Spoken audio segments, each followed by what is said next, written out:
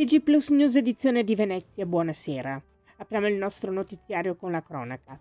Alle ore 15:15 di oggi, giovedì 2 ottobre, i vigili del fuoco di Venezia con un'autopompa lagunare, il nucleo regionale dei sommozzatori, sono intervenuti nel bacino di San Marco davanti all'Hotel Danieli per un incidente tra un taxi acqueo e un vaporetto ACTV.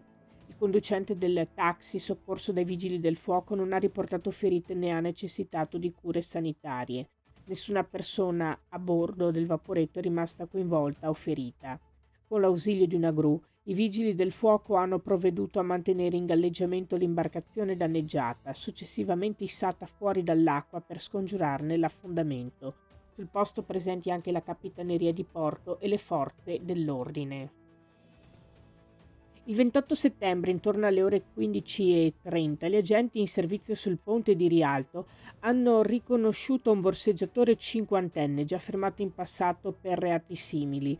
L'uomo, confondendosi tra i turisti, ha tentato di infilare la mano nella tasca interna della giacca di un visitatore cinese, nascondendo i movimenti con un foulard. L'intervento immediato della polizia locale ha permesso di bloccarlo in flagranza e raccogliere la denuncia della vittima, grazie anche alla collaborazione della figlia che parlava inglese. Dagli accertamenti è emerso che il soggetto aveva già precedenti per furto, ricettazione e indebito utilizzo di carte di pagamento. È stato pertanto deferito all'autorità giudiziaria in stato di libertà. La sera successiva, il 29 settembre, due operatori in abiti civili si sono confusi tra i viaggiatori e Piazzale Roma, con il supporto della sala operativa tramite videosorveglianza.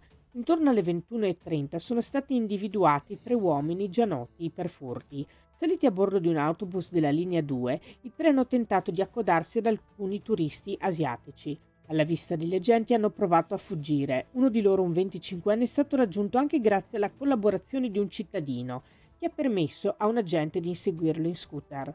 Poco dopo un turista coreano ha denunciato proprio il furto del portafogli. Il giovane beccato dagli agenti, già riconosciuto come autore di un precedente colpo avvenuto ad aprile ai danni di una turista canadese, è stato denunciato per furto aggravato in concorso e resistenza pubblico ufficiale, insieme ai suoi due complici di 28 e 55 anni. Il 30 settembre infine una pattuglia antiborseggio ha seguito due giovani borseggiatrici ai piedi del Ponte degli Scalzi a Cannaregio.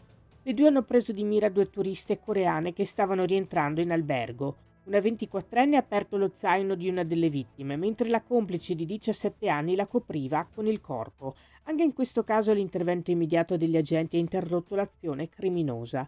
Le due giovani sono state identificate. La 24enne è stata deferita per tentato furto aggravato e per violazione di un foglio di via, mentre la minorenne è stata accompagnata in comunità. Questa era la nostra ultima notizia. Grazie per essere stati con noi. Arrivederci.